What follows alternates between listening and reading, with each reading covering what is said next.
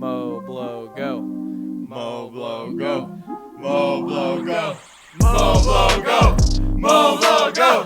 Mo blow go. And we're back. Mo blow go. We're actually missing the blow, sadly, but I am one of your hosts, Ricardo Vargas, and here we have Aiden Kaczka as well. Yep. So sadly, we are missing Parker, our third, because he chose to be in the middle of the ocean instead of being here with us, which is okay. He deserves a little break here and there. He's had a rough year. But nonetheless, we are joined by a special guest. We're joined by Hazen from Full Circle Landscapes. How you doing, Hazen? Not too bad. How are you guys tonight? We're doing good. Thank you. Pretty fun. Aiden actually brought you in. Shout out to Aiden for coming in with the clutch right at the end. Last minute, yeah. Last minute. So, Aiden, why don't you go ahead and let us know how you guys met, and we'll go from there. Well, I'm curious. How do you think we met? Or how do you remember us meeting, rather? How do I remember meeting you? What is the first time we crossed paths? Because it was You were umpiring. you were 11 or 12 years old playing baseball in Granby Little League, Yeah. and my stepson Devin and you were in the same class and coaching. And then I didn't coach you personally. I don't think your 12-year-old year, but your first year in juniors when you were 13. I coached you 13 and 14 for baseball on the Big Diamond. And that's when we really originally met, going through Granby Little League. Crazy. It was a long, long time ago. What grade is that, juniors? Is that before middle school? Is that like 6th grade? Well, no. So typically it's 7th and 8th grade. Okay. I have like my son who's now 14. He will be in his second year of juniors if he doesn't make the high school team, but he's a freshman. So his first year was his 8th grade year. But yeah. See, that's many crazy. moons ago. Because I would have probably known each other a long time. I would have thought of you coaching me first, but that's crazy because you did umpire and I was on the team with Devin before that. That's right. You were more of a soccer player, which Devin hadn't gotten into yet at that age. And then, he made the Rovers team, and then he said he didn't want to play because he hated all the kids that were on the team. So, damn it. Yeah, not you, but there was a bunch of the people that were in the class, and you know who they were. Oh yeah, absolutely. Yeah. I have my own grudges as well, but we'll leave those in the past. Yep. That's interesting. Baseball. I didn't know Aiden played baseball. He did, and he wasn't awful either. You would think that he was very athletic in general. So while he wasn't he wasn't Aaron Judge of the day, he had some speed, and a lot of the times all he had to do was just make a little contact, even on the infield, and he could beat out the majority of the infield hits. Or ones that were directly to the shortstop, he could still beat it out. The way I remember it is if I was lucky enough to get walked, then I could do pretty decent on the base path. But besides that, it was pretty much a toss-up. Dude, that's crazy. Yeah. That's a cool backstory for you guys. Yeah, it really is. Yeah, it kind of is. And then our first landscape interaction, because we'll get into it, but you worked a landscape job previous to being business owners in the same town. And correct, he lent me a leaf blower for one of my first leaf cleanup jobs. We went from raking. I took on something that was far too large for a rake and a tarp. And then I had to call in the big guns. So you had to call in the blowers. Yeah, thank you for that. Things that you need for leaf cleanups. And it was so funny because I got this random phone call. There's actually, I think your mother text messaged me first because you didn't have my number. And then I was like, absolutely. I'm like, we have 5 or 6 blowers. If you need one, we're towards the end of the year. And the owner didn't even know at the time frame. And I told him after the fact. But I'm like, yeah, man. I'm like, absolutely, whatever you need. And because you were one of my players, back in the day, mm-hmm. I wouldn't have said no to you. If you needed a mower, I would have given it to you. So you could have done your thing. I just thought it was great that, I want to say you were 16, 17, somewhere in that range, a Yeah. young entrepreneur, probably starting something up. And me being in I think my late 30s at the time frame, or mid 30s. I was working for this landscaper and running his business for him, and I just recognized the hustle, and I appreciated it. And I said, you know what? I go, let's give him a blower, and Mm. you know, got it back. Everything was great. I said, you break it, you own it. Yeah. Yeah. Yeah, But still shout out to you for that because a blower's a blower. A blower's $600, $800. Like it's still a blower. It might sound like it's it was nothing, actually but it's a lot. It was actually the BR 600 too, and it Oh, just one of the models that had just come out during that time frame. oh, so it's probably a We little had more got expensive. earlier in that year. I didn't give him the crap one. I gave him a good one. Yeah, yeah, yeah. Much Yeah, yeah. appreciated. Mm. That's great. That's great. I feel like, as I guess like as a community in any industry, matter of fact, like when you work in an industry where like young men can, young people overall can like go into it pretty easily by themselves. Like the fact that you have people like yourself that can, you know, help in any way they can, even when it comes to like even just knowledge or material supplies or equipment like that. Like just helping the younger generation do that is what I feel like business should be about in some point, in some shape or form. But You before know we what's get funny into actually about that job? You do you know what job I use that on? No, which one? It's on where did you have that big site work job where he came in with the Sean came in with the excavator? What street is that? Hillier? Oh, that's Batisto's house up there on Is it not is it not Hillier? Hillier? No. is it Hillier? I think it's Hillier. But Yeah, Hillier. you know the dude with like the pretty nice yard, gated backyard before that on the left? You can't really see the house from the Yes. driveway too well. It was that. Yeah, it's a longer driveway up the hill. Yeah, yeah, yeah. And then I quoted him for mowing or something later on, and we talked about it. And you said you guys used to mow him. He's super picky and whatnot. Yeah. Yeah, that's the job it was. So to bring that full circle. Bring everything full circle. That's why the name of the company is such. Yeah, to bring so everything full circle. So we'll get right before we into bring that, everything full Ricardo. circle, yeah, before we bring everything into landscaping, take us a little bit backwards. A little bit before the landscaping. Do you have a quick timeline of your career? What kind of brought you into landscaping?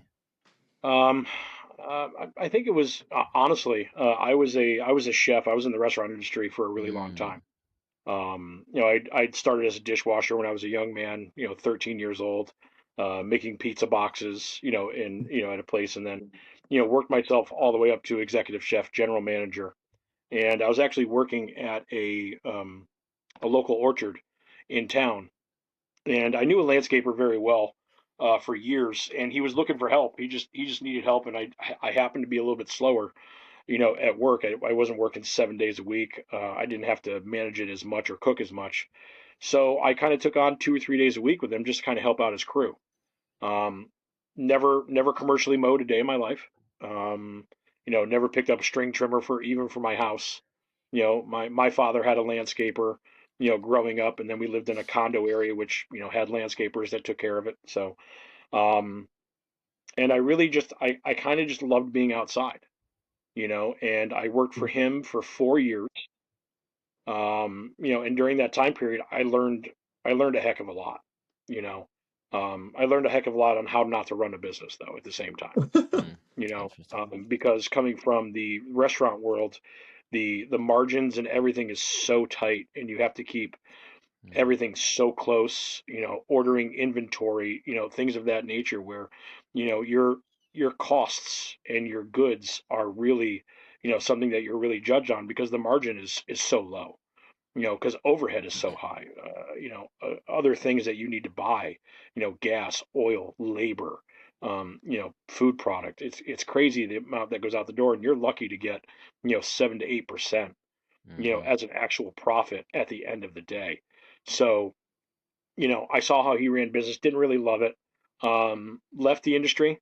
I actually worked for him for 4 years. Then COVID hit. I worked for a larger company, that's here in Connecticut, a well-known company, been around for at least 40 years. They've done really good work. They have 6 or 7 aspects, from landscaping to irrigation to um, site work, hardscapes, chemicals. So they do a little bit of everything. Now they've added a nursery, to their repertoire as well on their property because they have just a ginormous property. And then I left, and because it just at the time frame, I was looking for another challenge, so I went back to the restaurant industry for 2 years.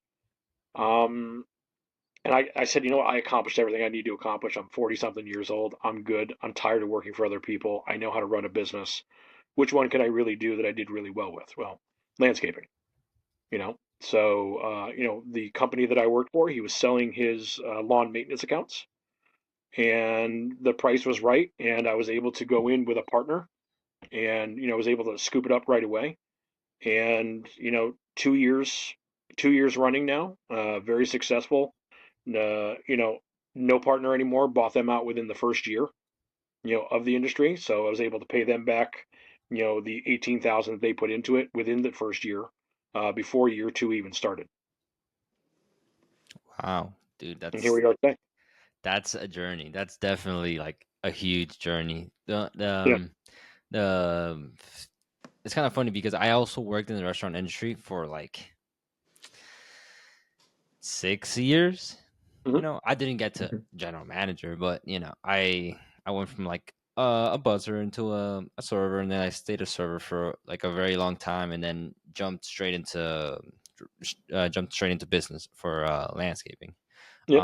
And yeah, everything that you've said is like on the dot. Like the margins are horribly low, horribly sharp, and it's the fact that I think it's like the culture around restaurants that kind of make it seem like it's I guess like I guess front of house is kind of more laid back. Back of house is more a little bit more strict, especially with if I don't know where you would put the managers at, either front of the house or back of house. But um the thing is that not everybody inside of the restaurant knows how it operates. So I feel like some things that, like for example, some things that I institute in my business is open book management, and like teaching the actual employees on like how the business runs, how numbers work, how this and this and that, like when and it's like tried and true. It's proven time and time again that when you show your employees your numbers, like, hey, like this is how much this supply cost, this is how much we're spending on labor, how much we're spending on gas, how much we're spending this, like just show the P&L, right? Like just show the P&L, and like they will one care more about the business, try to make it more efficient, and like if you institute different kinds of like compensation plans based on like actual performance, like it's a big turnaround, and you'll see the profits rise. So I feel like taking that out of landscaping and putting that into like a very cutthroat industry like the restaurant industry would be very, very beneficial. And that's something that I've always thought about. Like you just sparked it back into my brain by talking about that. So that's cool. It's funny we just had this conversation like 4 We days did. ago. Oh, Yeah, this really? week, earlier this week. Yeah. Really? Yeah. Well, Aiden had told me that he was with the open book management and everything else like Hmm. that, and I think I'm still a little bit more reserved, Hmm. at this point. And again, I've had 2 or 3 employees over my time frame, um, and I haven't gotten to the point with somebody where I wanted to share the Hmm. numbers with them, Hmm. and it's not maybe it's not for a lack of trust. It's a lack of you know you're getting paid a really really good amount of money to do what you're doing. Oh, yeah. Um, I don't expect, an employee to work as hard as me. Hmm. I would never expect, no owner should ever expect, the employees to care or work as hard as the owner does. If you do that, then you're delusional and you're going to lose your business really quick. Yeah. Hmm. You're Yeah. going to lose all your employees very quickly too. Hmm. Um, they can't put the same time and understanding into it because it's like having a child at the end of the day. It's something that you're really responsible for. And if you're in and I'm not saying that an employee is in a lower position, but at the end of the day, they aren't the owner.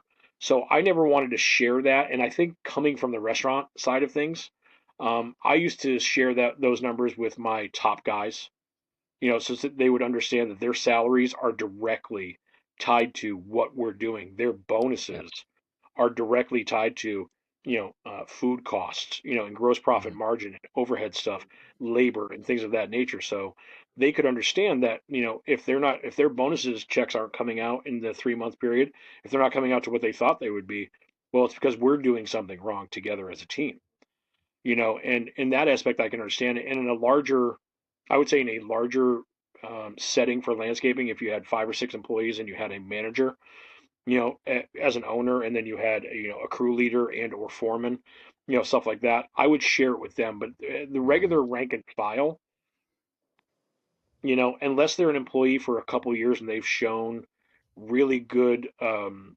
consistent and steady work and caring, Hmm. that's where I say, okay, I'll share something with them so they can understand, because usually those people are going to stick around. If they're there for a year or two, they see value in you.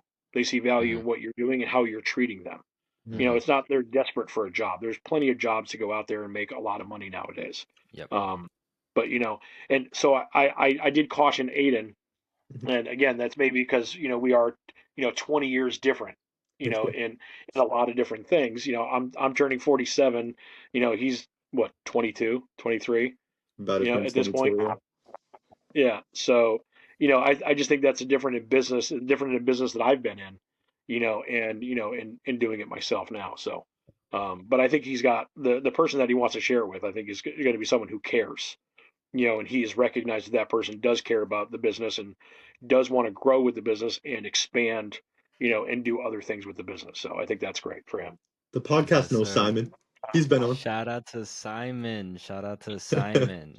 And listen, I really love the two of them together, because when they're in the truck together and I'm talking to them, man, we have a lot of fun. There's a lot of stupid things that we say back and forth, and it's just a good time. But they're a good bunch. I'm not going to even say kids, even though I probably could. Yeah. But they're good guys, and I've seen their work. And I'm no landscaping professional, I'm no landscaping god, because we all have the same mowers. At the end of the day, we all have 60-inch Skags and 61-inch Skags, and we have the same type of blades, and we cut lawns and they all look pretty at the end of the day. But you find some people who really just kind of show up just to do the job. They care. Yep. They Exactly. do really good work. And I appreciate them, because they're one of the few people that I like talking to, as another business in our area, because the rest of them, besides maybe two others, I think that we probably deal with, the rest of them are just idiots. Pretty I much, agree with yeah. that. I would agree with I all agree with that. I think that's every market. of them.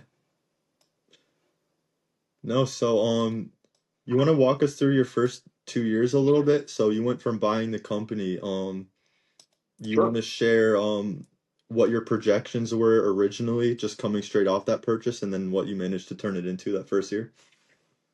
Yeah, absolutely. So year one, projections, and the projections that we had got them from the previous owner, of the business. And, I had remembered that when I was part of the, running the landscaping department for him, the lawn maintenance part of it, that we had probably 75 or 80 accounts at the time frame. There was two workers that, were regular, myself and somebody else. We were regularly on it.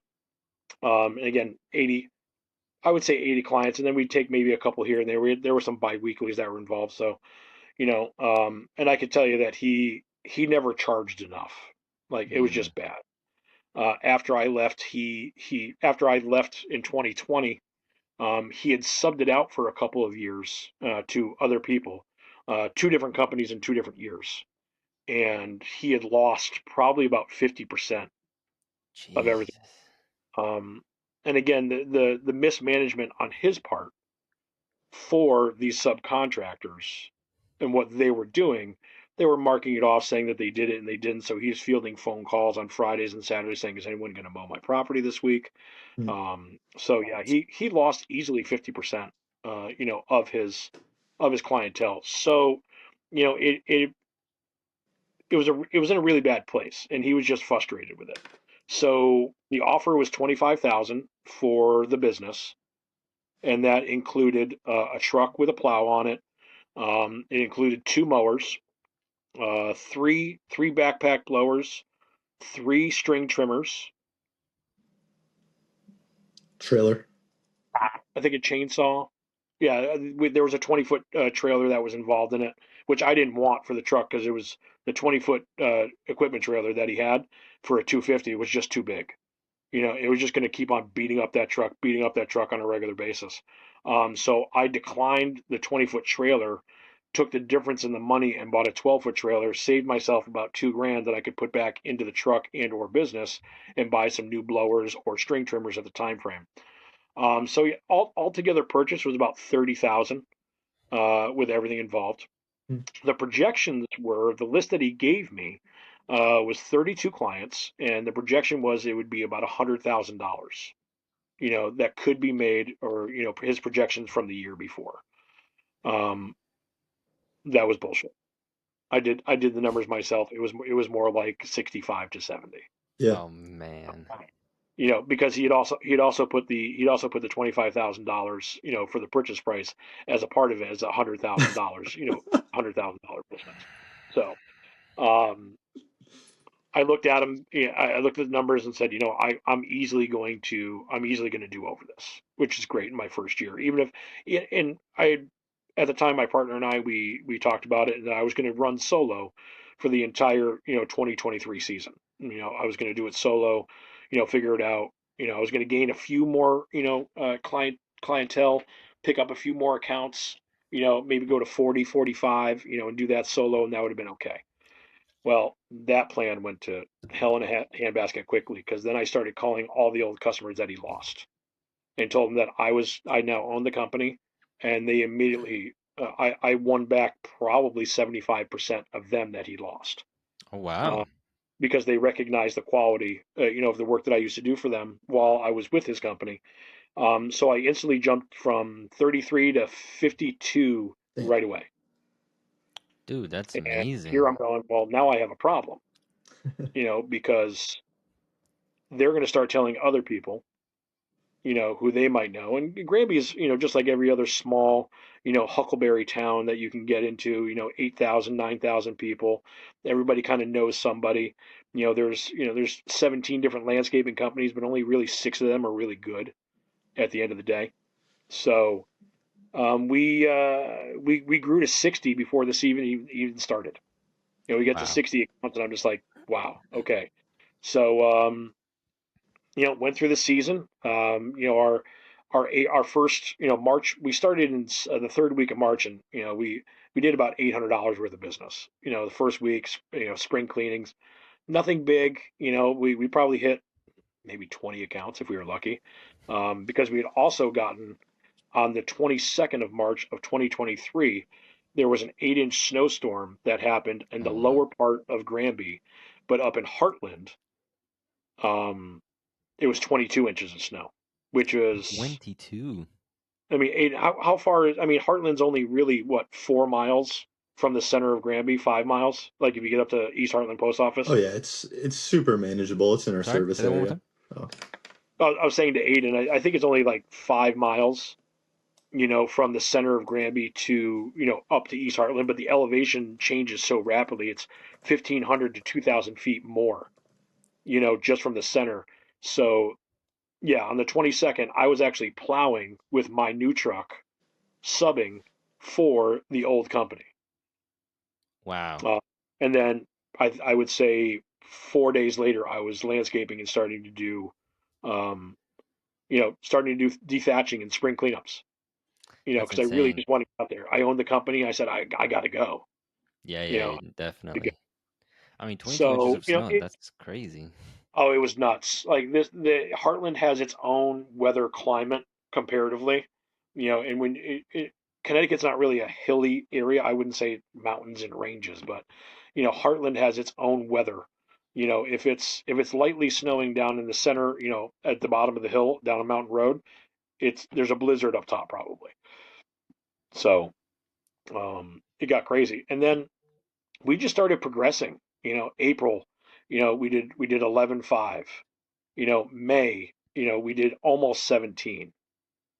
June 17, July 17.5.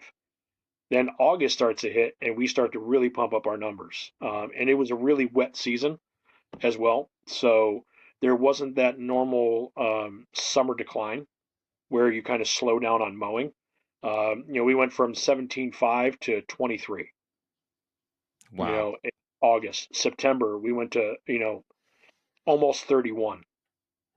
Crazy. Yeah, and That's then insane. you start to decline a little bit, in October because you're Hmm. not getting the regular mows. Yeah. You're getting your fall cleanups, and then instead of 16, but then we 19, and then even in December we still did almost 12.3. In You December. know, Wow. Was it yeah, like a little bit of snow in there, or no? no, Just the no, cleanups? just to clean up. Well, probably the beginning of snow. Okay. And now I don't plow in Colchester, or I don't plow in Granby. I plow in Colchester where I actually live. So our total numbers for our first season are, which is and still 10 months, only 10 months. Hmm. Um, 165.7. Wow, you could have definitely broken that 200 if you started at the beginning of the year. If Yeah. you didn't get held up like So, that. it was it was really shocking to see that at the end of the year. Like, I know I worked really hard, and I had taken on one full-time employee with me, and I started them in June, and that's where Hmm. my production really started to kind of go up. I was able to take on more, do more, Yep. and that's where you see the $1,000 increases, $4,000 increases, taking other jobs, site work, stuff like that, topsoil jobs and seedings and things of that nature. And that's where you see August and September jump up, where you started doing aeration and seedings, Hmm. and some other new lawn work. So it was really great. Um, yeah, and I guess for 2024, we all together uh, we jumped another $68,000. Not to Wow. go through it month by month, but Yep. every month we progressed, and we ended up with a number 214, Hmm. 214.3. Wow. 214.3. That's insane. That's Now, really good. and I will say that the 3 months, January, February, March, all of their numbers, are close. One, two of them are 10,000. One of them's close to 6.5, 6.75. So we really only increase on our regular stuff about $24,000 from last year. Okay. If you put it all together, because you Hmm. can't add two 0 months where it's almost $15,000 that Right. came in on 2 months that were zeros, and then Right. $9,000 on that. So we did increase last year. Like I said, it was close to $24,000. In revenue that we brought in. We lowered our expenses dramatically as well. Hmm. By doing just a few small things. Buying a blade sharpener. The year before, That's crazy. 2023, we didn't have a full shop, to use. We were working out of an area that had a shop, but we had free access, to park our stuff into a gated area. Um, Year two, we got a shop with a building inside where, and listen, I was getting my blades done at our local power equipment place, and they do a really good job, but they're $12 a blade. Wow. $12 a blade is So crazy. yeah, and at the end of the day, Insane. when you're going through, you know, two sets of blades on two mowers, so four sets of blades a week, 12 Jesus. times 12, 144. You're sitting Yeah. there just going, my God, I'm spending $144 a week on this, And that's only a on week. each That's blade. Right, crazy. and that's only a week, and there's 32 weeks of mowing. Dude, that's insane. And You how know, much so, that shop, how much are you guys paying for that? say that again. The shop space? How much are you guys paying for that shop space? Oh, I don't pay for any of it. Oh, So one of the owners of one of my clients, they have two properties, and I just take care of their lawn for them. dude. Oh my gosh, you're so lucky. You don't understand. Oh my You've gosh, I always know I'm so been lucky. hard. Trust me. you've always been lucky finding a space. Dude, that's crazy. It's What? it's true, It's not but luck, it's it's also networking, but It is it's all networking. the years of volunteering and networking and getting to know yeah, people and everything yeah. else like that. That you're able to set these relationships, and it was actually one of the clients that the previous company had lost that Wow. I got back. I guess everything That came full circle for you then. and everything came full circle, and they have this beautiful brand new shop, aluminum dome building that he Oh, yeah. built on his own for his construction company, and he has more than enough space for it to fit a landscaping company down there. He could probably fit two of them if he really wanted to, you Wow. know. And they're so easygoing, and it's funny because we also play in separate baseball leagues, but we see each other on the baseball field now too, which we never did before. Interesting. So, one of the owners, and it's again, it's one of those full circle moments where you're able to call it luck, call it, work that you put in prior to, Hmm. or just being a friendly person and people understanding that, he's a good guy, Yep. and he's going to treat you right and whatever they needed, they only don't pay for lawn maintenance. Hmm. So They mowing, pay for everything trimming, else. plowing, spring cleanups, fall cleanups. If they want weeding done, or if they want trimming done, or they have a project that get done, they pay for it. Interesting. Yeah. Dude, that's insane. That's crazy. So on that note, of networking and meeting people and helping them out and letting the little chips stack up, well, what do you think would be a better way for someone? Like, do you think competing against your competition is better, or do you think working with your local competition would be better? Always working with your competition, and and I say working with your local competition. Work with like-minded people, Mm, right? People who understand quality over quantity. You could find somebody who's got 200 accounts, but if they're doing 200 accounts incorrectly, you don't want to be associated with those folks. I don't mind being associated with Duck Pond Landscaping, because I understand that they're going to do what needs to get done. They're going to do it the right way, and exactly. I have no problem. If he has, and we did this in my year one. I had some really good clients, and he had 6 or 7 clients, or maybe 4 or 5 on that same street. And I just said to him, I go, listen, I don't want to come up here for one client. She's great. She's awesome. Here's a 12-yard mulch or a 20-yard mulch job right off the bat for you, right? Yeah. Treat them right. They're good people. They'll take care of you, That's They've what it's been all about. and, probably one of my better customers too. you know, and that was an $80 a mow, and you're there for 15 minutes. Yeah, and I think I upped it to 90 since, and Yeah. I got another mulch job this year and the aeration. Yeah. And then I fed you back It, what the it customer stacks up. on Heather. Yeah. And it was funny because he gave me back an old client that I used to have when I was with the other company. Full circle, man. It Dude, is, what I'm and is these and full that and circle that moments? and that customer, is a particular customer.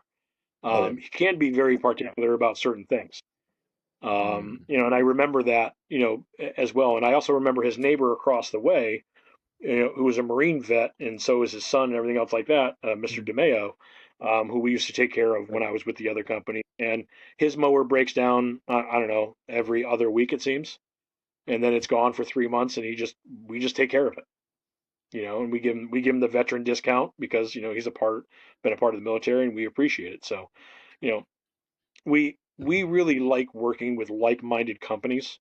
We don't want to work with people who just take everything, and hmm. Aiden's one of them for sure. Um, there's another, I would say one or two that I wouldn't mind being associated with that are in the area. But the rest of them, uh, I'm not. I don't need to compete against anybody else. I do what I do, and if people are like, well, this guy does it for this much cheaper. Cool. Have a good day. Yeah, exactly. Yeah. There's no point in competing for those kinds of Yeah. people. There's no point. They're always going to look for the lower, lower person, cheaper person. They're looking for the reasonable option, and Hmm. what I've told Aiden, I keep on trying to tell him that, you know, anybody who says reasonable is looking for cheap, and anybody who says that your prices aren't reasonable will say, no, you just can't afford my reasonable pricing. Oh yeah. There you go. There you go. That's what that's about. That's what that's Yeah. about. What are the other two companies that you think of? We'll bleep them. I'm just curious. I think a Holcomb. I think Paul, Paul Yeah. Holcomb Landscaping. He was very good at what they do. He's been in the industry for 40 something years. So he's got more in the industry than Aiden and I do combined. Um, Yeah. and honestly, I would honestly Waltz. Waltz's, yeah, yeah, okay. For lawn maintenance, they do a pretty good job. Fredo Landscaping, they're not bad either. I mean, I know they're technically out of Windsor, but they work a lot in Granby. So they're not bad. As I well. don't But it, mind referring Luke stuff, honestly, if it's stuff that we're not gonna yeah, oh my do. God, how can I forget Luke? My Lamb. Lord. Yeah, Roman Landscaping. Luke is he's a good dude. He's a good dude. Yeah. He is. And that would be. I mean, I would refer Luke first, and then Paul. Paul's a little chiseled. A little grizzly around the edges sometimes. He's busy too. Um, and he is busy. He's had the same list forever. But the reason he has the same list forever too is that he hasn't really gone up much in his prices. So a lot of the customers he's had them for 40 years, or Yeah. 30 plus years, and they're still paying that not much more than they did when he first got him when he was 19, 20 years old. So that's another Wow. thing So talking to local competition. Like, y y so someone like Paul, like he knows how much money he's going to be making or whatever. But previous to this winter, we were talking about different terms that we want to do, and I've talked about it, the monthly minimums and whatnot. So we yep, both talked to yep. him. He ended up instituting that change. I think it's probably worked out good for him. Um, but that just raises everyone in the area, whatever that saying is about, knocking down the tallest building. Why not just, all rise together? But And Ricky, it's so true. And in their area, Granby gets more snow than I do where I am. I'm 25 miles south, of maybe even 30 miles south of Granby. Being where I'm at. So I'll get a little bit more freezing rain and, rain events. I'll be on that line of demarcation where they'll get a little bit more snow. And I'll tell you, in Colchester, where I live now, uh, I get so much blowback, from trolls on Facebook about it. And I love every second of it. I think it's great. I lean right into it. Um, you know, I keep on posting all the time in my local pages just to piss the trolls off. And people are now just keep on coming to the rescue saying, this guy shows up every time. My driveway looks amazing. Like you may not like his monthly minimum, but guess what? It works. hmm And you know, people around here, there's not a lot of plowing people, so it's kind of an open market. I set my price, and this is exactly what it is, and I don't go down on it. And they have a little bit more competition in Granby, but I think that with Duck Pond and Holcomb Landscaping and other people, I think Eagle doesn't do that, but I think Steve is starting to look. I've talked to him a few times too, and I think he's going Good. to start looking into that as well because he's got like 180, residential driveways, He didn't drop a and ton of they're them all last year. 2 years ago he did, but he still picked up a bunch from last year. And I know he's got like four of my clients that are in Simsbury, so and I recommended him. Oh boy. I think he's disconnected a little bit, but no, dude. I think you definitely. Oh yeah, yeah. He's telling me that he's lagging a little bit, but it's crazy. Like you guys over there have a good network of people to fall back on whenever you either out of your service area or whether you need more. You just need help because you're busy. So that's great to have that. That's why working with the competition is better than rather than competing with it. So that's really good. I'm glad for you guys. It's kind of the same. It's kind of the same here. There's a little more competition than usual because there's people that have been doing this for like 30 plus years. Multiple people Mhm. have been doing it for 30 plus years. Huge company, millions of dollars. So it's a little bit harder to be friends with them because they just see you as like a small guy. But eventually the relations will be made. So based on these previous experiences, like of growing the business, like getting the business, growing the business, reaching it up to where it's at now, what are some key changes that are you planning to make this coming year to either grow revenue or reach your goals? Yeah, so obviously with and I'm sure you're dealing with this as Aiden deals with it. Insurances are going up, right? Hmm. We're paying so much more for our liability insurance, so much more for business insurance, cars, everything, and I've already made a decision not to up my prices this year. Last year I got everybody in line with the per hour pricing that I do. Hmm. I don't quote, I don't go to someone's lawn and quote it and say, well, that's going to be $65. I go by, I do it by the hour. So, because that could change, early in the season, you're double cutting, you might be picking it, picking it up, putting it in the woods, blowing it off, whatever you have to do. You know, Same thing with the fall time, when you're mowing, double cutting, making it look better. In the summertime, they save a little bit. So, I'm not going to change the pricing because I believe that we brought in enough revenue and enough profit where I don't need to make the clients pay any more this year. What I am going to up is my other services that I'm doing. Whether I did some trailer pads last year, some new lawn installations and stuff like that. So I think that my purveyors, and my vendors, they're going up in their prices.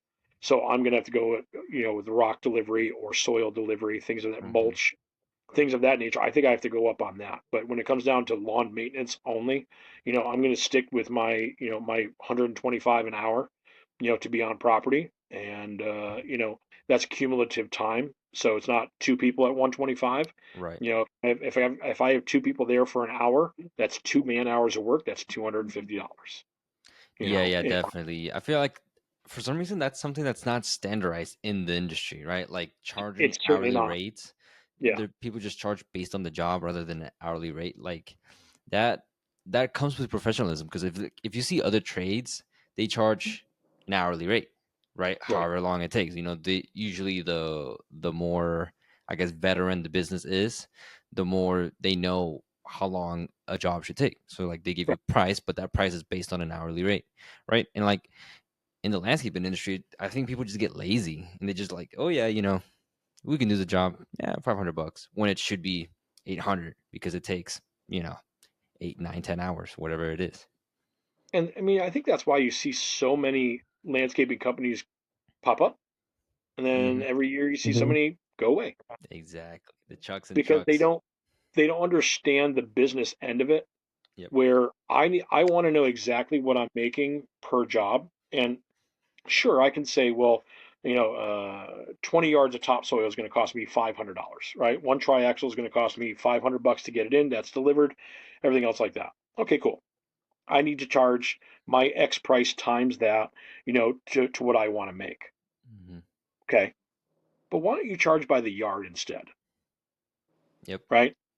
Charge by the yard and the time that it takes you to spread it. So if I want to make $100 an hour to spread it, I'm going to charge $150 an hour, adding my topsoil in for 50 yard for $50 a yard and 150. Now, what did that cost me? Well, a yard cost me 25 bucks, right?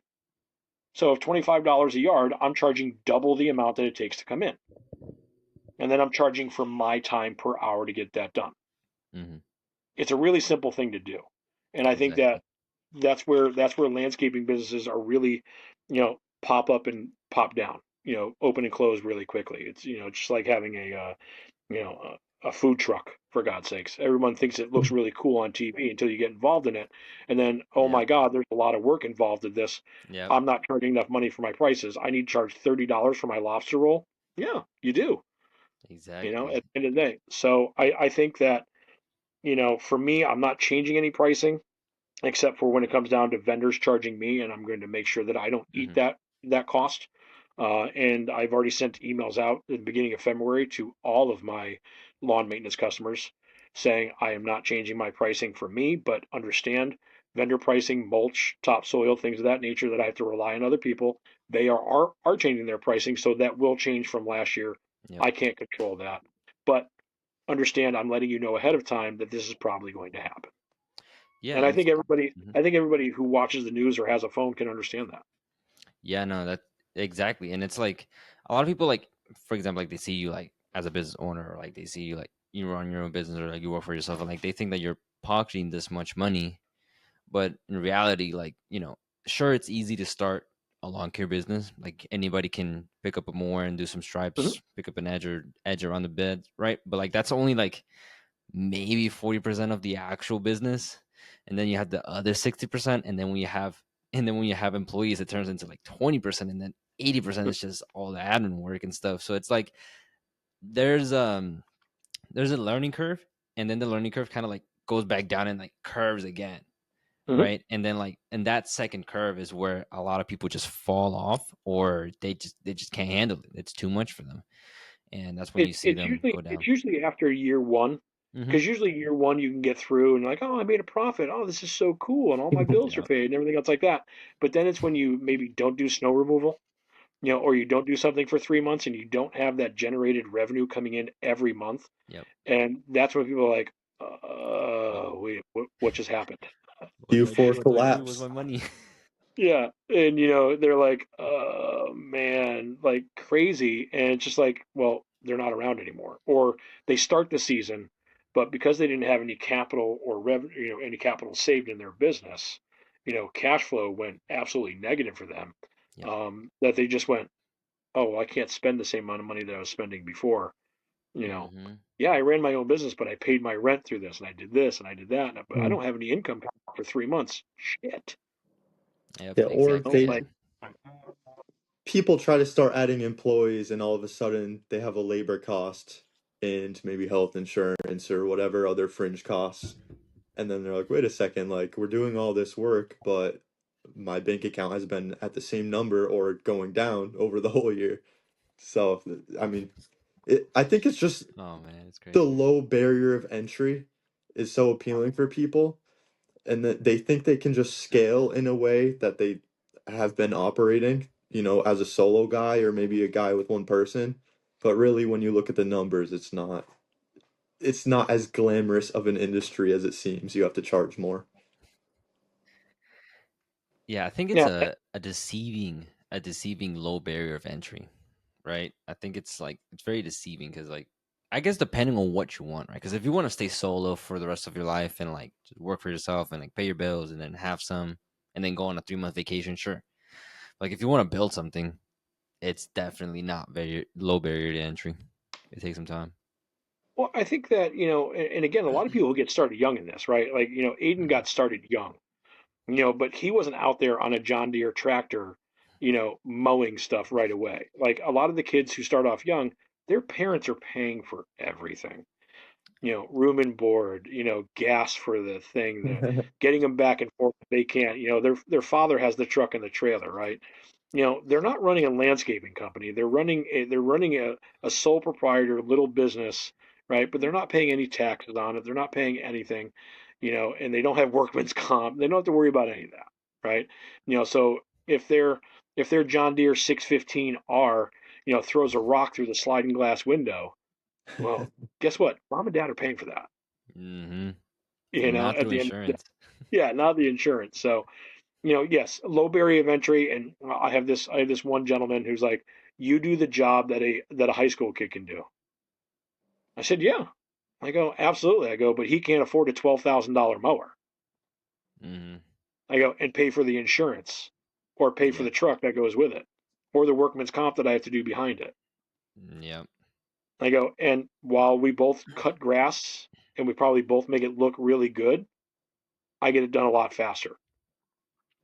A Well, lot why do you faster, a charge me? lot safer. Hmm. Because I'm safer and I have a lot more knowledge than that high school kid about what to do with lawns. Because I can suggest 12 things to do that he's just there to cut your lawn for $40. And if that's what you want, that's what you get. I'm $125 an hour. Have a great day. And because I can. Yeah. Yeah. Because why not? Yeah. Listen, I would love to be able to not have to pay insurance and do everything illegally. I Oh think that yeah. would be great. I think that would be awesome. I don't want to file with the state, every month. sales tax. I don't want to do any of that. I don't want to see, $1,500 for insurances coming out of my account every month. And I'm sitting there going, God, I Mm, want it to snow. Like, Yeah, just so I can have really nice padding behind it, stuff like that. So, yeah. cool. definitely. So let's talk about have do you think at all about longer term plans or goals, like for example, 3 or 5 to 10? Let's tackle three first, a little more manageable. So I lost half of you on that. It cut Yeah, out. I know, dude. I've been lagging so bad this whole time, but essentially, do you think longer term at all, like 3 years ahead, where you want to be? Um, yes and no. I want to project, a year or two ahead, because, this, while it's not really a terribly volatile industry, business itself is volatile, you know, and new laws and, new politicians, new people could really change the aspect of things. The one thing I am really thinking about is, I think I just saw it today. As far as is it, either it's Delaware or Maryland, starting, they're no longer selling gas powered blowers. Starting in, they're no longer allowing power equipment places to sell it, starting in 2027. Yeah, and So there's going to be a ban, and it's happened in a couple towns in Connecticut, and it's been the rich towns like I believe Westport, down in Fairfield County. I believe that they've done it. I'm really watching that, as something that there may have to be a business change as it comes down to battery powered or solar powered equipment, which is going to raise my prices to about $600 an hour to do Yeah, a right. and I know that's a little bit of exaggeration, obviously, but you're going to be looking at mowers that cost $28,000 now, $30,000 for the battery operated ones, comparatively to you know a brand new Skag 61's $20,000 I think with tax out the door now, um, somewhere in that range. So I mean you're paying another $10,000 for a mower. Um, the blowers are going to be half as powerful, and the battery life is going to be terrible. So you're going to have to think about how you get chargers, on your truck, or on your trailer. So an extra battery power, is that going to burn out your electrical? Are the vehicles going to be able to charge those things, enough without killing your battery so you can even run your truck, and whatever else you have. Like there's a lot of things you got to think about coming up, and a lot of stupid stuff, that, the electric cars, the battery operated equipment. Granted, I use some battery operated equipment, to do the driveways. I've got little blowers. It's better than putting a big backpack on. I put it in my hand, boom, boom, boom. Get stuff off the mowers too, off the trailer. It looks pretty and it's quick. But um, in about 15 to 20 minutes of using it, it's dead, maybe even less, at a high power. And the CFMs are nowhere near, the new blower that I have is just, I mean, it just kicks ass, comparatively, new backpack blower. And, it's the Red Max, 8,000, it's amazing. You would need to probably put 17, battery operated blowers together Yeah. to try and max out what that does. And I can do it for an hour and 10 minutes straight on one tank of gas. Yeah, I would yeah. have I The would have to change power feels batteries crazy. 32 times. Again, exaggerating, but still to get that same type of power and the same type of longevity. So that's something that worries me that I do see come down the pipeline. Um, Salt as so well.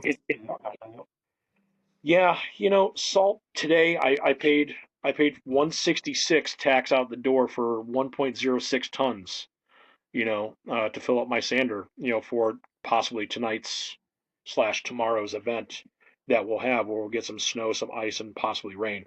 Um, Earlier in the year, or I was getting my sand and salt mixture for 120. Mm. You know, so I've just raised that 44 dollars or $46, sorry, alone. And I sent out an email, once I paid that, I got home, sent out an email saying salt prices are going up. If you haven't seen, there's a salt shortage going on everywhere supposedly. So they're charging more money to get it in, Well, even and I can't eat that. the legislative part of that too, like I know down Ricardo, you're in Virginia, they're talking about it down there, either limiting the amount of salt you can use. Realistically, it's looking like it's going to move more towards like a pretty much requiring liquids because it's much more salt efficient, if you will. Um, and then, I mean, are we even going to talk about the cost of what equipment you need to put that brine down, the tanks that you need to store it, and just all of that? Not cheap. Yeah, I mean, at the end of the day, wherever the market ends up swinging is where businesses will end up swinging, and will eventually the consumer will be forced to be swung. Hmm. So, Wonk. I mean, cap swung, swang, swing, I like that. English. Yeah, I like Um, it works for No, me. yeah, no, it English. works. The customer's getting swung. Yeah, Yeah, I mean, cap capitalism works for a reason, true. and when one thing goes up, another thing goes down. That makes another thing go up. Eventually, it'll work itself out. I mean, when it comes to like the electric stuff, I think the salt itself will eventually work out, but because it's too, it's not only business use, it's also federal use when it comes to like highways and stuff. I don't know if it's Mhm. federal or the Yeah, states. Like they'll figure it out, and it's not going to be anything crazy. I think I might be wrong, but when it comes to like the electrical stuff, in Washington D.C., because I'm in Virginia, so like I'm in the DMV You're area. right. Yeah, you're close. You're right in Um, the Bay Area. yeah, so in actually DC, I forget what year it was. Like they enforce, like it's the law, right? You can't have gas powered blowers. You can only have the electric one. It's been like that for a while, maybe 2020, I think. I'm not sure. Okay. So I think that state that you're talking about is Maryland. But there's particularly one brand that if that were to come true, press. yeah, there's one brand that does seem like it's stepping up when it comes to battery powered stuff. It's like a red brand. It's I called don't remember. Cress. Crest. Crest. It is pretty expensive. I mean, the actual blowers and stuff, like the actual things are not expensive. Even the batteries are not like out of this world. The only thing out of this world is like the charger itself. But you It's do like buy, it's like 10K to put a charging station in your yeah, trailer. that's Ooh, insane. That is insane. Everything else is like pretty regularly priced. I mean, you get the trimmer for like $300, you get the blower for like 500, 600, but the charger station is what's insane. 10K. You do only buy it once and you have it forever, but it's just something that's eventually when it does come true in every state, which will probably be 10, 15 years, maybe even 20 from now. um that price will come down. It would have to come down because otherwise business will not be able to happen, and you just can't have that in in a capitalistic economy. So I feel like everything will eventually work itself out somehow. well, I just nothing's going to get cheaper though. So Oh yeah, understand that. oh yeah, it's not You gonna know, get cheaper. we're yeah. the country has never trended cheaper. Hmm. It always goes up every year, and they're always like, "Oh, I wish prices would come down." Well, you can wish in one hand and shit in the other, and I'll tell you which one fills up faster. Yeah. You it's just not going to happen. Yeah. Yeah, Yep. and everyone's like, "Oh, I want before COVID pricing." Yeah, Okay, it's well, not coming back. you got unless you have a time machine, that's not going to happen. Like gas is never going to be $1. Mm, Milk is never going to be, is never going to be $2 yep. ever again. Yep. It's just we are trending up. Inflation is real, Hmm. right? Everything costs more, to do more. We have our economic balances when things get too far out of whack.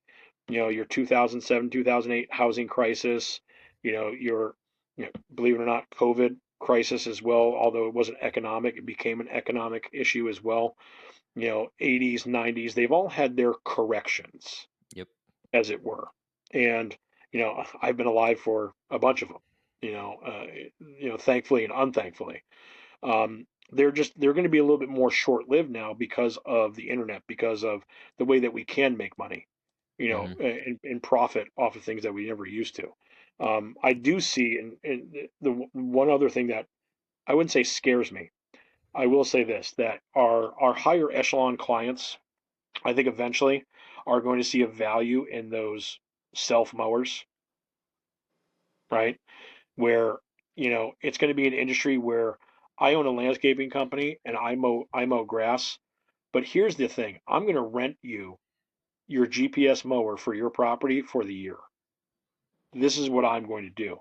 And that's one thing that I've been thinking of for a couple of years since they came out, saying, well, robots, AI, here's another thing that's coming down the pipeline. How do I get involved in this so that my customers don't go buy it, but they can rent it from me for a little bit cheaper? I buy it out, but then I buy four, five, six of them. Maybe I get a fleet deal. Maybe I get a better deal. I'm waiting for Still to come up with something, or Skag to come out with something that some sort of autonomous mowing system where I'll be able to leave it on a property for a month, go Mm. back, charge it, do whatever has to be done, take the information off of it, or maybe it's just sent through my computer. It mowed XYZ amount of times, and I'm charging you for that time frame. And that becomes one of your employees, Hmm. where you're able to do something like that. And then I'm not paying for much. They're paying for the electric side of it to charge it. I don't have to pay for it. So Yeah. there's going to be something. Someone's going to figure that formula out, I think, and they're going to become gazillionaires for it. And Right. whoever listens to this and you came up with the idea, I want 20%. That's all I'm asking. Ricardo's smiling because he We thinks all Mike know. Andes is going We to all be the know. one. We all Yeah, know what's gonna happen. I mean, hey, yeah. man, we all know what's gonna happen. But that's another conversation. We all know what's gonna Listen, happen. I've watched a lot of his stuff, and Hmm. I like a lot of the stuff that he does, but to me he's the John Tepper Bar Rescue. He's the Gordon Ramsay of kitchen nightmares, right? He goes in, he resets the businesses, refocuses on what they need to do, what they're strong with, what they can do, and really helps them out to a certain point. But they're left to their own devices, these people, they're probably going to get back into the same problems that they were in before. Yeah, You I mean know, that's just up to each person. Right. To So what he's doing is he's pausing the shutdown.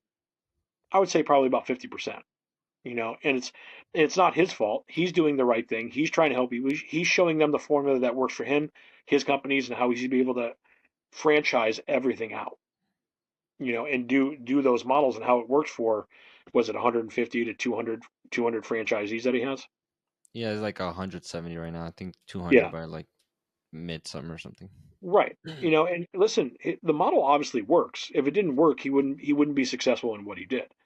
But if you go back and you look at the numbers of all his failures too, if he shows those, I can tell you that Gordon Ramsay, every single restaurant on year two of his Hell's Kitchen Nightmares that he did in Britain, every single one of them closed. Mm, crazy. He did about 30 of them. Yeah. Every single one of them has now closed or closed within 3 years of him being there. Why? Because the owners were left again to their own devices, and they fell back into their ways, thinking that they knew the better way instead of listening to the process and how it's supposed to work. Yeah, I mean that's just the lesson that those owners are just gonna have to learn the hard way if they choose not to listen. So Yeah, that's true. Oh, I agree. I just, at the same time, I would love for him to go in and say, your business is a failure. I'm not going to help you. yeah, yeah, Well, yeah. I I think think he actually has been on before and said you should get a job. yeah, he said it to like Good. one Okay, guy good. publicly. I mean, who knows how many people he said it behind the scenes, but like one Right. guy publicly, he told him to shut him down, go get a job, get the money, and restart. Yeah. So who knows how And many of I think, those have been around? I mean, if you're looking for someone to come in and show you how to run your business, You're probably fucked. Yeah, ouch, you know. And yeah, listen, for the people that he does turn around, I think it's great. I think it really is great. Some people get, long in the tooth and they just get, to their own, again, left to their own devices, they'll get in trouble, or they made a really big investment. I think a lot of them that I've seen, people get really involved in these commercial contracts, and then hmm, all of a sudden they get dropped, and it's like $40,000 revenue, or they're out 6 months on $80,000 worth of revenue they had in this contract. They still haven't been paid yet, and they're wondering why their business is failing. Well, you put all your eggs in one basket, never do that in any aspect, Yep. be able to liquidate whatever you can and, be in so many places that you always have revenue coming in at all times. Dude, Parker would be raving right now. Oh my god. Parker would be raving. He has his own problems with his own commercial property, so I think this is why he's on a he's on a cruise. Yeah, yeah, Yeah, he's too stressed, too he stressed. needed that. He needed that. No, dude, but I think we're approaching a little over an hour now. So if we want to have one more question, then if we want to hit the go ahead. personal growth or whatever. Go ahead. I'll say you what, you're 46, 47, Yeah, I'll be 47 next month. 47. Yep. We are both 21, yeah? Yeah, we're both 21. Give us first thing that comes to mind, whether it's personal or, career-wise, a piece of life advice right now for us. If you yourself were 20, if I was you at 21, what would you tell yourself to me? Stay the course. Stay in the course. Like that. I jumped around a lot when I was younger. And I think it was because I wanted to learn a whole bunch of different stuff. I've done everything, from salesman, in insurance. I've done sales and credit card, processing. I've done door-to-door food sales, landscaping, a little bit, in everything, restaurant work. I've always been interested in so many different things, and learn everything that you can. Stay whatever course you think you're on. You know, I thought that I would own a restaurant by 35. That didn't happen. You Mm. know, and for whatever life events got in the way of that, other things became more prevalent, more things that needed my attention. I have children, who needed me, and owning a restaurant was just not going to be in the cards, and not only financially, I just couldn't do it. But stay the course. And if you feel that, if you're not a young entrepreneur right now or not an entrepreneur at this moment, you're listening to something like this, you know, whatever you feel that you want to be in, do it. Take chances, right? Don't play the safe card. You can recover. When you're young, you can recover over and over and over again. Gary Vanderchuk, I always say his name incorrectly. Vanderchuck. Yeah, Vaynerchuk? Vanderchuk. I love that guy. Me too. And because he says, you don't really need to figure it out until you're in your 30s. Take chances, be bold, be drastic. Don't be afraid to fail. Know that it's okay that if you fail, that you can always pick yourself back up, as long as you believe in yourself. And I am I am proof positive. Somebody who can fall on your face numerous times in numerous different careers and aspects, all the way from parenthood to business, and reinvent yourself and just be the better part of yourself that you can be. And just stay true to that. Don't change because others' opinion. Don't care what other people think. Stay true. Dude, Perfect. that was like You pretty amazing. much summed Yep. up Gary Vaynerchuk's entire thesis right there. Yeah. Pretty much I stick to was one lucky thing enough to for a long find him time. young because I've been pretty much following that since I was like 16. And he's just like, I want to meet him one day. Like, so cool. Because all he's going to do is say, "Good for you, keep it up." Like, we're not going to have a long conversation. Yeah. He's gonna shake my hand, give me a high five, knuckles, whatever the hell he's gonna do, and I'll be like, you know what? I really respect what you say, and I agree with it. He'd be like, "Are you a business owner?" "Yes, I am." "Keep it up." Yeah. And then he'll move on to the next thing because the guy's got the worst ADHD of anyone I've ever met besides myself. Right. But and here's the thing for anybody who is ADHD, we are 75% business owners. Pretty you much. know any, Anybody who has ADD or ADHD, instead of what I love to call the neurotypical people, right, our customers, at Hmm. the end of the day, we're the ones who rule the world. At the end of the day, we're the ones who do take the chances and do own the businesses, because we're so hypersensitive to what we're doing and hypercritical of ourselves of what we're doing, and we can get more focused than most people, you know, could dream about. We get focused on, what we're doing for our business at that moment, whether it's mulching or whether it's, mowing a lawn or, putting in, a new lawn. We can get so hyper focused and so just into that most people could never understand it. Dude, So that's shout out to all of us, Yeah. you shout know, out to the us ADHD. non-neurotypical people who, honestly, we do rule the world. Most sports guys are the same thing too. Most of these athletes you see are all ADHD. That's how they can do what they do, Yep. you know, or Dude, they have or there's a lot of Adderall. I don't know. dude, AD Right. like the Half and half. ADD and the ADHD rabbit hole is so deep. Like it's insane. It's insane. I Yeah. was I've going gone down it through. last night. Joe Rogan had some psychiatrist on or whatever it's called talking Yeah. about ADHD. Yeah, I But mean, Yeah. like, I guess to like quickly sum it up, like what you mean by like business owners and ADHD for whoever doesn't know, it's like when you have attention deficit hyper disorder, or deficiency, whatever it is, No, sure, you're right. disorder. It's like you focus on one thing and then you focus on another thing, you focus on another thing, and like why that's actually a positive trait to have as a business owner because you're doing the labor and then you're sending an estimate and then you're talking to a customer and then you're like filing your taxes and then you're like doing your accounting, and it's like that is what a business owner needs to do for a very long time. And so the fact that you have ADHD or ADD, like it's a boost, right? Like it just helps you, it's naturally you. So like that's why you see a lot of people. I mean, clear example, right? Elon Musk. Like, how many things is he doing a day? Who knows? But like, he is yeah, clearly ADHD and very very awkward. Hmm. So I mean, that's just the price you pay as like as a business owner, as a successful person. Like that's just even if you, I feel like even if you're not born with it, you eventually like learn it in a way. I don't know. You can learn it from people around you, Hmm. and again, I know a great therapist, right, who's a ADHD specialist. And I play baseball with him, so I love talking to him. It's just great because he takes care of families, adults, kids. And he says, he goes, the neurotypical people, he calls them neurotypical, normal Hmm. people, right? Neurotypical people, they can see an ADHD person, and they look at him and they go, wow, like you have so much going on. Hmm. And to us, it's just like, not It's just really. another day in the office.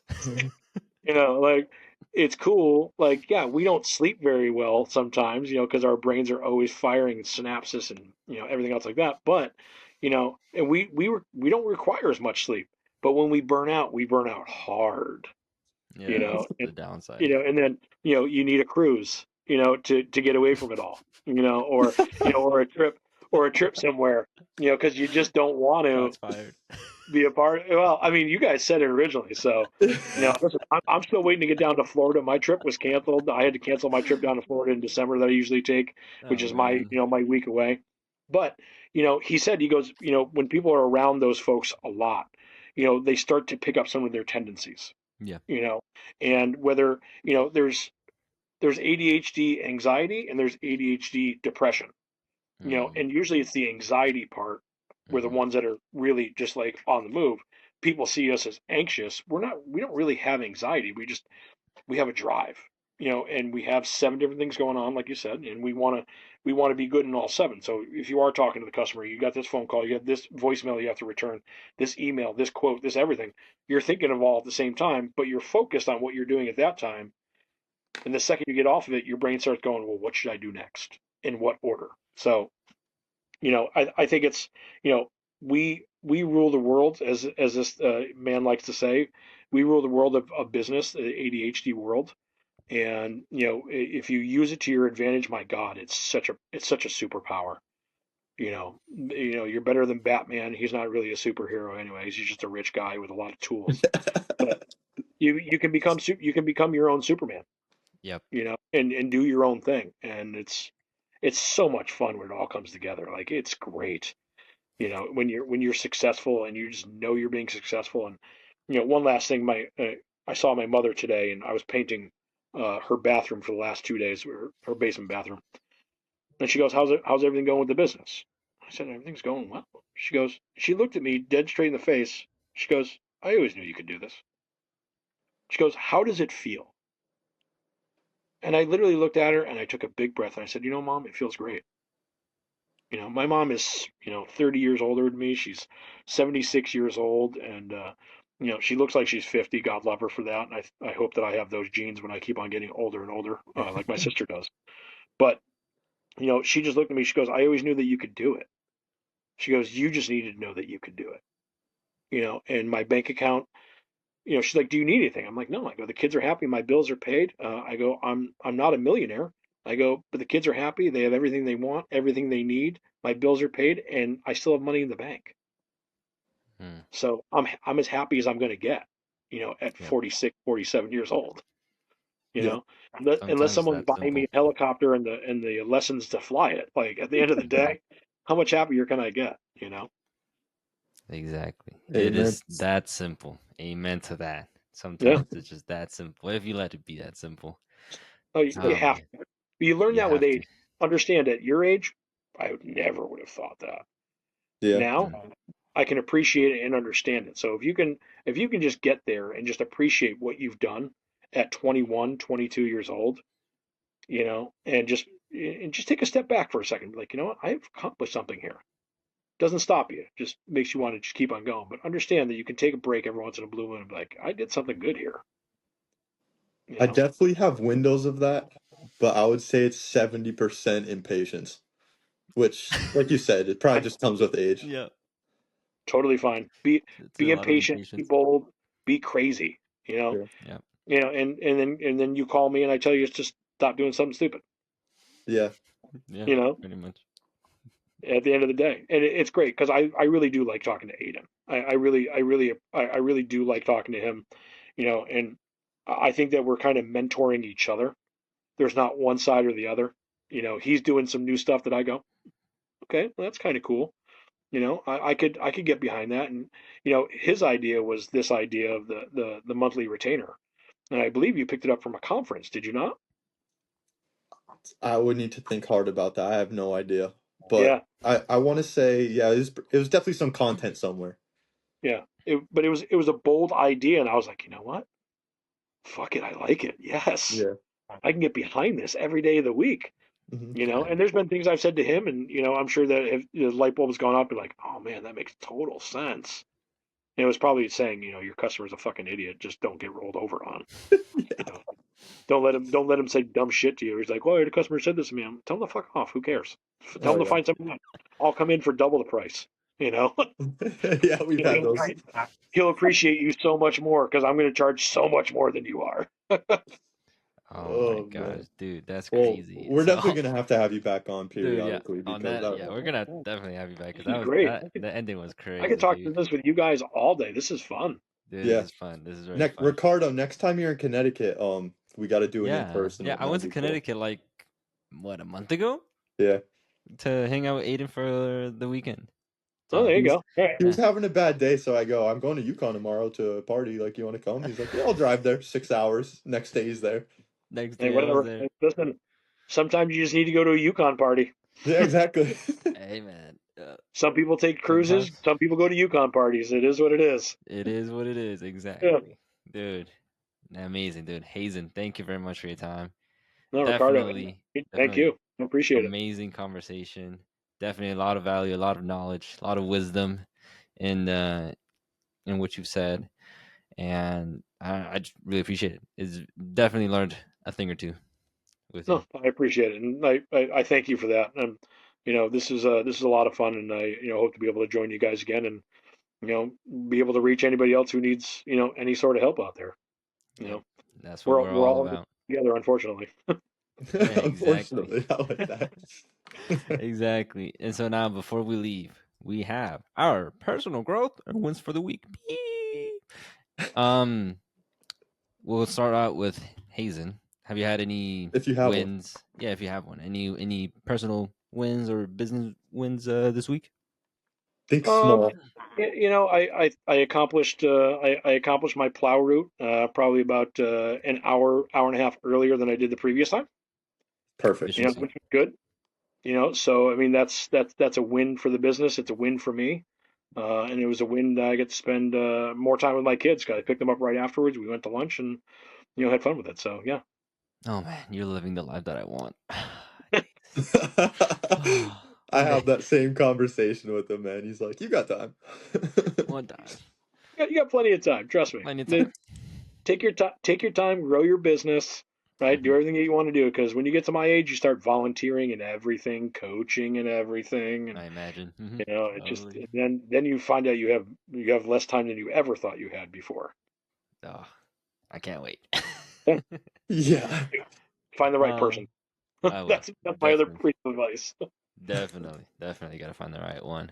I think for me, I get snow related as well. You know, over here we don't get crazy snowfall like you guys up in Connecticut, but you know when we do get it, it's good money. You know, making good money with the HOA, making good money on residentials. So it's definitely plus. It just helps us get some cash in, getting ready for the spring. Yeah, that's pretty much my win. What's yours, Aiden? I'm gonna stick with the snow theme. I think No, what it's gonna snow tonight for what the third time in probably like 7 or 8 days. So that's more than it snowed all winter up to now, I think. So that's All winter nice. last Yeah. But I'm gonna go super small. A couple times ago when I plowed, we started at like 1 a.m. or whatever. Our route takes like 7, 8 hours. Um, I just decided not to take a nap before. The last time I went out, I took a nap and it was much more enjoyable. So I'm gonna do that once we get off this podcast. You don't say sleeping helps you. Wow, Yeah. shocker. One of those things that you just gotta live through to understand it's important. Yep, exactly, exactly. Oh, that's Hey, our wins for. who gave you that advice, Aiden? Yeah, I know that the one time where I fucked up too, and I was literally on the phone with you before, and you were like, "All right, I'm gonna go to bed now," and I didn't. I'm pretty sure I was actually doing a podcast. That's why I didn't. And There then you by go. the time we got off of it, we were like, "All right, like I'm not gonna go to bed for an hour. Like I'm just gonna stay up." But yeah, I was thinking of you the whole time I was plowing. Like, damn, he got a nap. He's probably loving life right now. Yep. But Dude, amazing wins, amazing conversations, amazing people. This has been Moblo Go without Parker, without our Parker blow. missed a good one. Parker is a good one, but we'll have him on the next one. Actually, we won't even have him on the next one because it's 2 weeks. Well, we'll have him back eventually. Hopefully, we can reach out to him and he can spare some time out of his boat in the middle of the ocean time. But that's been all, and thank you guys. See ya.